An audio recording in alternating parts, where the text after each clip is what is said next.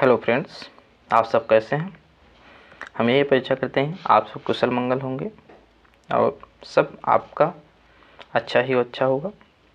तो हम आज का जो विषय है हमारा वो 2020-22 के मेंस का क्वेश्चन को लेकर के, जिसमें 2022 का जो क्वेश्चन था उसके बारे में आज हम चर्चा करेंगे, जो कि भारतीय कला और संस्कृति से संबंधित है, जीएस के फर्स्ट पेपर से।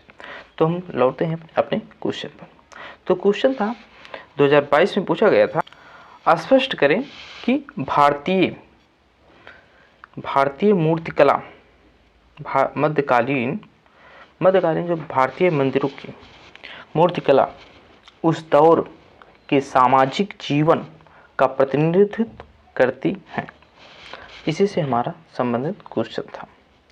तो इसमें भारतीय मूर्तिकला जो थी मध्यकालीन समय की, उससे स्पष्ट करना है कि सामाजिक जीवन के बारे में उसने किस तरह से बताया हुआ। तो मूर्ति कला जो होती है वो किसी भी समाज के एक प्रकार से दर्पण के रूप में कार्य करती है, क्योंकि हम मंदिरों को जब देखते हैं श्रद्धा या धर्म के भाव से देखते हैं, वहाँ पर हम विभिन्न प्रकार की मूर्तियाँ देखते हैं जो उस समय के इतिहास के बारे में हमको वर्णन करती हैं। चाहे हम चोल साम्राज्य के लिए जैसे कि चोल साम्राज्य में जब था, जो तंजावुर का बृहदेश्वर मंदिर था, उसमें हम देखते थे कि जो चोल राजा थे वो अपने पूर्वजों का, अपने यहाँ अपने राजा अपने समय का के बारे में वहाँ पर मूर्तियों के द्वारा, साथ ही साथ जो वहाँ की कलाकृतियों के द्वारा अपने बारे में एक प्रकार से अपने बारे में वो एक इतिहास के बारे में लिखवाते थे।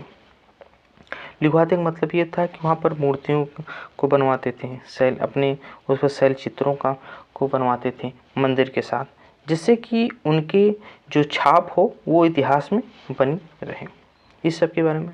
और जैसे कि हम बहुत सारे देखते हैं मूर्ति में, जो इसी की मूर्तियाँ थी उस समय, जैसे कि डांस करते नृत्य करती हुई मूर्तियों को हम देखते थे, तो उसमें इससे क्या वर्णन मिलता था? इससे यही मिलता था कि वो मूर्तियाँ उस समय की राजा महाराजा कला में ज़्यादा उसके प्रति गहरी श्रद्धा थी कि नहीं थी, इसके बारे में वर्णन हो जाता है। और मूर्तिकला जब हम देखते थे कि उसमें काफ़ी सारा मिलावट आ जाता है, जैसे कि गंधार का जो मूर्तिकला था उसमें हम देखते थे कि वहाँ पर पार्थियाई और ग्रीक की थी, और उसके बाद इसमें और वहाँ गांधार की कला ये थी, तो तीनों मिक्स हो गई थी। इसको भी हम देखते हैं। साथ ही मथुरा में हम देखते थे कि मथुरा की भी कला थी। एक समय ऐसा था कि जो मथुरा की जो मूर्ति कला थी वो उत्तर भारत में पूरा बहुत ही तेज़ी के साथ प्रचलित हो चुकी थी। इसको तो हम देखते ही हैं। साथ ही साथ हम ये भी देखते हैं कि जैसे कि बुद्ध के हम देखते हैं कि उनकी जो शेप आकृति है वो हर जगह अलग अलग थी। जैसे गंधार मूर्तिकला में अलग थी, यहाँ हमारे उत्तर भारत में अलग थी, उस दक्षिण भारत में अलग थी। ये सब भी अलग अलग चीज़, ये सब भी प्रभाव पड़ते हैं समाज के बारे में। तो और साथ ही साथ हम ये भी देखते हैं कि जैसे कि हम देखते हैं जैसे कि सभ्यता का विकास, मूर्तियाँ जो होती हैं या मंदिर होते हैं वो एक प्रकार से सभ्यता के विकास में धीरे धीरे हम बढ़ने की ओर जैसे कि दिखाते जाते हैं।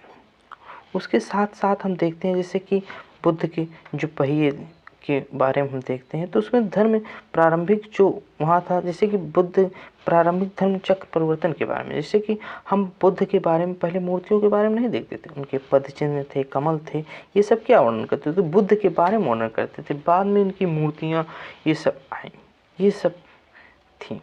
तो इन सब के बारे में हमको ऐसे ही पॉइंट आउट करके लिखना है। बाकी ज़्यादा से ज़्यादा जैसे कि मूर्तिकला के बारे में ज़्यादा से ज़्यादा वर्णन हमको करना है कि मूर्तिकला से जैसे सभ्यता के विकास के बारे में दिखाई देता है, जो मूर्तिकला से हमें संस्कृति, सभ्यता, इतिहास, राजनीति, धर्म, इन सब के बारे में हमको मूर्तियों से के द्वारा हमको पूरा का पूरा इसके बारे में हमको संक्षिप्त रूप से या पूरी रूप से हमको इसके बारे में ज्ञान प्राप्त होता है, बाकी कुछ नहीं होता।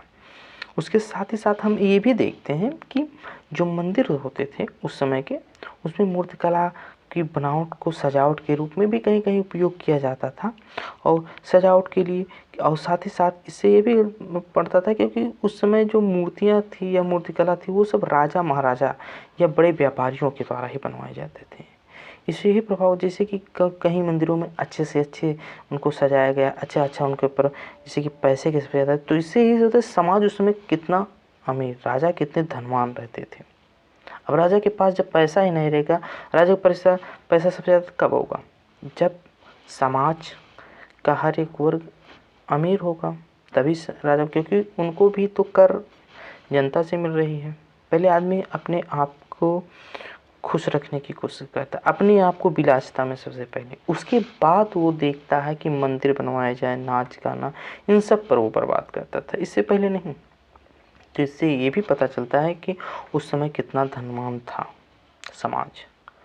और राजनीतिक धर्म के बारे में होता है, और मंदिर जो होते हैं एक धर्म के सूचक के रूप में, और वहाँ पे जो मूर्ति थी वो एक प्रकार से श्रद्धा, धर्म और पूजा के लिए हम उनका उपयोग करते हैं। और साथ ही साथ हम ये भी देखते हैं कि मूर्ति में जो होता है जीवन के बहुत सारे परिदृश्य को दिखाया जाता था, जीवन काल के, समाज के, इन सब के बारे में ऐसे रहता था। यानी कि हमको उस समय की मूर्तिकला, जैसे कि हम बुद्ध के पहिए को लेते हैं, या उनके हम पद चिन्हों को, या उनके द्वारा जो कमल को, ये सब बुद्ध के द्वारा संबंधित थे।